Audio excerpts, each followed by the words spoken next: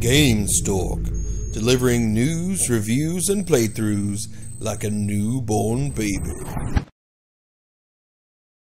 Hey, what's up everyone? This is Jeff with Gamestork, and we're going to discuss a little bit today this swirling worry and fear, and also the fanboys dynamite, I suppose you could say, for the PlayStation, Xbox, and PC fanboys against Nintendo. And this is really asking the question, is Nintendo Switch doomed? Is it repeating the same cycle as as what the Wii U did in the past? And if so, what does that mean for the future of this console? Now, the first thing that we have to think about here is the idea, number one, that the Nintendo Switch is not the Wii U. This thing came right out of the gate.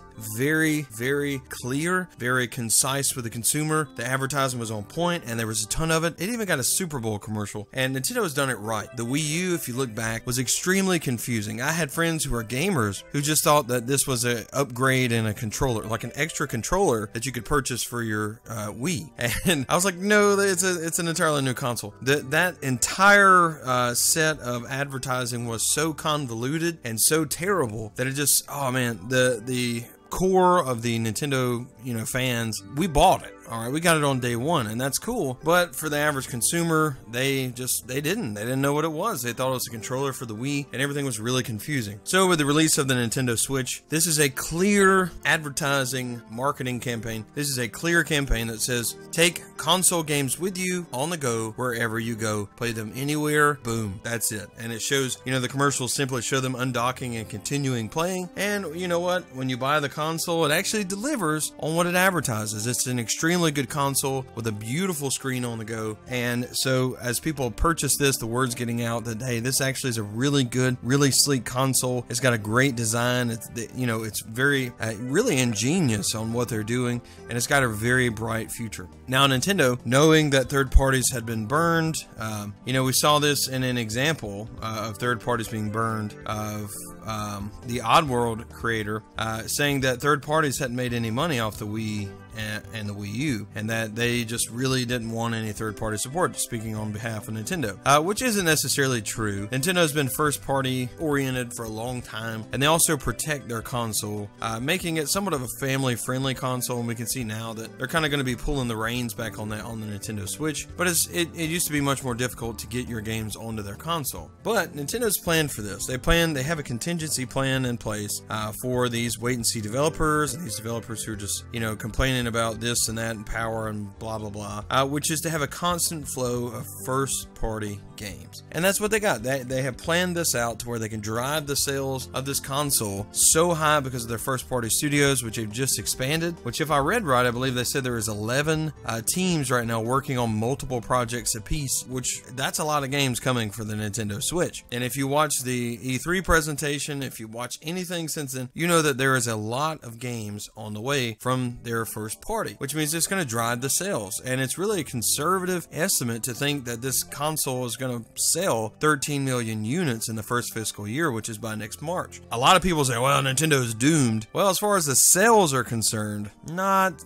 quite. This thing's selling out as we speak. It's flying off the shelves, and Nintendo is not doing what they did with the Wii U, which there was a lot of droughts. Don't get me wrong, there were some great games on the Wii U, but there were a ton of droughts of like 9 months where you just had nothing. You literally had nothing. Then a great game would come along, and then you had to wait again for a long period of time. And they're not going to make that same mistake. Now, next thing, what we see here is that there is a ton of indies, indie support coming to the Nintendo Switch, which right now we see a lot of ports of games that are already made. I know people are complaining, they're like, oh, this game was on a cell phone, or oh, this game was already made. I already played this on the PS4, a couple months ago. Well, of course, starting out with the console, now these developers are going to say, okay, well, let me see what I can do to make money off this game that's already developed, that's easily, that I can easily put over into the Switch, and then we'll put our new game on after that. Does that mean, games like Oceanhorn 2 is coming? I would think so. I don't see why not. It seems like their game's doing very well on the Nintendo console. Oceanhorn 2 launching new. It's great. And let's face it, Oceanhorn was much better on that console with physical controls and buttons and things than it was on a cell phone. And not only that, but we see tons of indies trying to get on. Tons of indie support. The games are selling really well, and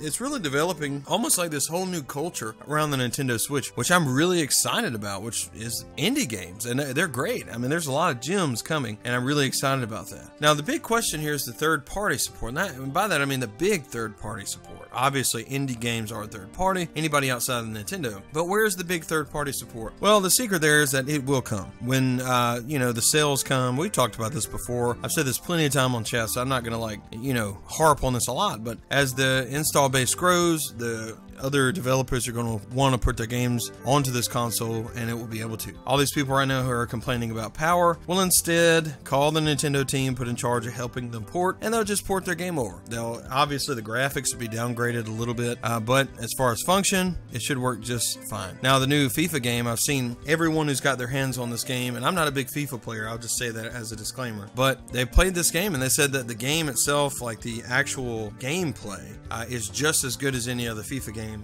if not better than other FIFA games, and it's the best handheld experience they've ever had on FIFA. That's saying a lot. Obviously, this thing's not pushing the Frostbite engine, which really the only difference the Frostbite engine gives is that story mode. It allows for the story mode, and the gameplay is just about the same. A lot of people are going to see that. There's small upgrades, but you're going to see that it's very close to the same. That's what it was before. Same thing with Madden. And if the game comes to the Nintendo Switch and the core gameplay is just as good, then I don't see that as a loss. And, a lot of third parties need to learn from that. That yes, it might come and it might be downgraded some, and they might not be able to put all the bells and whistles necessarily on all the games, but the core experiences can be the same, and for the most part, most games can be in their full form put over to the Nintendo Switch. I think the biggest thing is probably their online functionality and also the size limitations of their cards and their internal storage. The thing Nintendo did is instead of charging us $400 for the same console with internal memory, they've allowed us the option to buy cartridges and not have to pay that extra $100 for just amount of memory that would be inside there that we have no idea what it is. I know me, I spent my $100 on a 200 gigabyte card, which it's going to take a long time on Nintendo to fill that up, but I look forward to buying a 1 terabyte card once that comes, and hopefully some third parties will come along eventually. And that's the thing we need to know. If Nintendo Switch keeps selling the way it does, third parties will come. All the big games will come. Call of Duty will come. It might be late ports, but eventually these companies, I think by late 2018, maybe early 2019, they're going to start putting things out at the same time, and they're eventually going to say, you know what, if we sell this at the same time, people are going to buy this because, this is Call of Duty, but this is also Call of Duty on the go, and that's a big thing. And eventually they're going to see the market viability there, they're going to trust in the system again, and Nintendo, as they're frantically trying to repair all of their relationships with these third-party developers, I think it eventually will happen. Money talks, and they're going to put, their money where they make, that's just that. They're going to put their game where they can make money. So the install base is estimated to be about 13 million by the end of the fiscal year, and that's big. As a developer right now, we're unsure exactly of the sales. Late July, we're supposed to be getting some more numbers. We know that it's far beyond 4 million at this point, and that's just a very conservative, very low end based off the first 2 months estimation. And we could be talking 6-7 million right now units sold, and we have no idea. But once those numbers come out and once those are shared, which are probably already being shared with the third parties, they're going to see those and they're going to start considering. Now we saw across all these developers, all these studios, they're all saying, yes, we're working on something for the Switch. It's just not here yet. And the thing is, we have to remember too that the Switch is not that old, okay? Until it gets a little bit older, we won't see exactly what it can do in terms of playing all those games. As we know, early in the lives of all consoles, those consoles really aren't pushed to what they can do, to their, what they're really capable of. And I believe that the Switch will be the same. And hopefully, my hope, I know a lot of people do not, they don't want this, but my hope is that we'll see a reiteration in 2019 with a Tegra X2 chip that'll give us better battery life, maybe some more power, something to get this thing closer, if not in line with the base level PS4. And I know what you guys are thinking. You're like, 2019, we're talking PS5, we're talking, that's just going to be stupid. But this is a console you can carry with you, and it's very, very small, which means if you have a PS4 that you can carry with you anywhere and play anywhere, something of that power, that's huge. And, the Switch is not that far from that in terms of what it is capable of, what it's built to do. And that's what's so impressive about this system. It's very, very, very good. Now, sales in themselves, as we just talked about, sales are vital, and developers want to put pretty much they want to put their games where the money is. And third-party games don't necessarily make Nintendo money. First-party games makes Nintendo money, and then console sales makes Nintendo money, and they're making buku money right now. Their stock's higher than it's ever been. As a matter of fact, they're pushing stock of GameStop and different places like that. They've essentially turned around the drought of console purchases in Japan, and this is just huge. This system is very, very big, and it's far from dead, as people are saying. As a matter of fact, just looking at the facts right now, if you're someone who's saying the Nintendo Switch is dead in the water, then you might need to relook, take a step back and just look at that position again. This is not the Wii U. This thing's selling like hotcakes, and it's delivering. You know, you're not going to walk away from the TV 5 foot and be disappointed this time. This is going to sell, and it's going to please the people that's purchased it, and eventually all of the software is going to match the hardware. Not to mention, you know, right now I have a ton of software, a ton of different games on my system, on the SD card. It functions great. It's very sleek. As a matter of fact, out of all the consoles I own, the one I can get into games the fastest is the Nintendo Switch. Turn on, hit the game, play. I mean, it's just almost no loads, no waits, nothing. It's so great. And I believe that it really, really delivers. Knowing that this is not dead, knowing that, you know, there is a future for the Nintendo Switch, we can think about future possibilities. You know, as years go, parts become cheaper to purchase, to manufacture, parts become smaller, and this mobile chipset, it's going to become stronger and stronger and stronger. Now, the reality is if Nintendo sticks with the mobile chipset in the future, which I'm sure that they will because of the success of the Switch, and I hope that the Switch has a very long life cycle and just sees powered up reiterations, which I'm certain that's what's going to happen. It's eventually going to catch up. And like I was saying earlier, not too long from now, not too many more years in the future, we're going to see a mobile chipset on the scale of the PlayStation 4's power. And I believe that as soon as that happens, we are going to see this in a reiteration of the Nintendo Switch. We're going to see a lot of ports that might not make it now, and we'll see a lot of stuff happen in the future. I know what you guys are thinking. You're like, oh man, ports, that's terrible. No, just ports. But you know what? Ports also mean that games that are new, that function on that same level, could be, you know, developed for the system and released on the system. So ports are actually kind of proof that this thing can handle those new games as well, and it encourages those third-party developers to develop for the console. So pretty much looking at all this from a glance, this isn't all the information I wanted to give, but I also didn't want to talk for 30 minutes by myself, which wouldn't be too difficult, I suppose. But the reality is, the Nintendo Switch is very much alive. It's not even close to being ill at this point. It doesn't have a common cold. It doesn't have a stuffy nose. This thing is healthy. It's running marathons. The sales are fantastic. The future looks really bright, and you pretty much have to be closed-minded to look at this and think that this system in any way is dying, as it has just begun, is selling off the shelves, and it's delivering on the promises. Now, I challenge you, anybody that you see online bashing the Nintendo Switch like heavily, go ask them, just say, well, do you have one?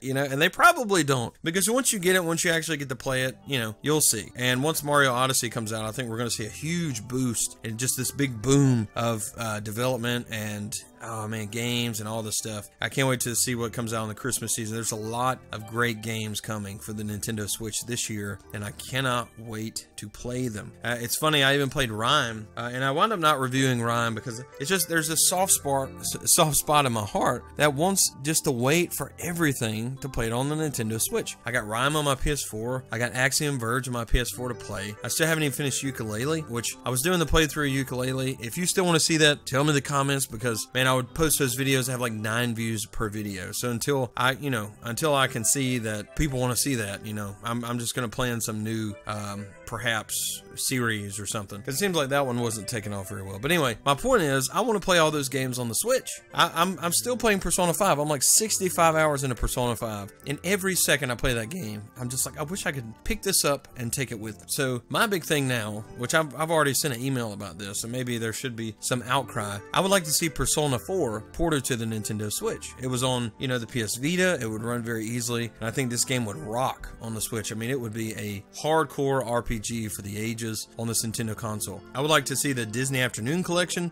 put on the Switch. There's a lot of games, you know, that I like to see. And I wait for any of them that I still haven't even played Pokemon. Yeah, that's right. The new Pokemon Sun and Moon. I gotta play those before the releases of the next ones. I'm a huge fan. But when I heard times past that those were coming to the Nintendo Switch, or could be, I was like, I'm waiting. I'd rather play them on the Switch. Now that I know I've already purchased Pokemon Sun, my son has Moon, so I got the opposite. And I'm going to play it and I'm going to enjoy the crap out of that game. But it's just that thing in me that says, you know what, I want to play whatever I can play on the Switch, and I'm going to wait. And I think developers are going to catch on to that, really. And you think about that and you're saying, okay, well, that's not really that big of a deal. But if you have a high attach rate like the Switch has right now, and you have 4 million people willing to purchase a game, 4 million in sales is very big. It's hard to get your game, like, it's a huge deal if you sell 1 million copies of a game. So if you have an install base that really purchases games very well, and has a very high download rate or attach rate, then yes, you're going to release there. And I think the Switch is proving, especially through those who own the Switch, that we're purchasing a lot of games, downloading a lot of games. And if they look at the raw numbers, I think everyone's going to want to put their game on here. Splatoon 2 is going to be a huge hit as well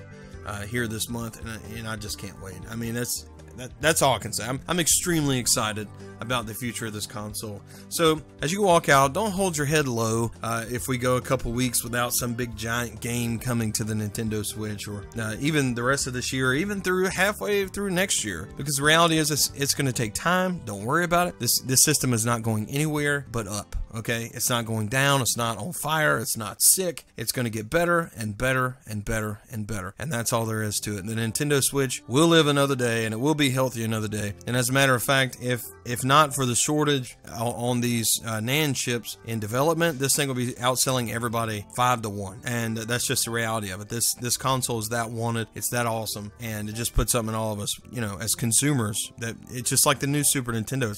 It's so great. That's a huge statement from me. So hopefully the software will back that statement up. Anyway, that's going to do it for this discussion, guys. Sound off in the comments below. Let me know how you feel about the Nintendo Switch. Do you think it's alive and well, as I do? Or do you think it's on the road to destruction, death, burial, everything bad? Woo. Okay, anyway, yeah, that was kind of lame, but that's cool. Be sure to subscribe below if you haven't already. Now, I would certainly enjoy having you right here for all your Nintendo Switch news at Gamestork. Thank you so much for watching, and hey, you guys are awesome. Thank you again. We'll see you next time.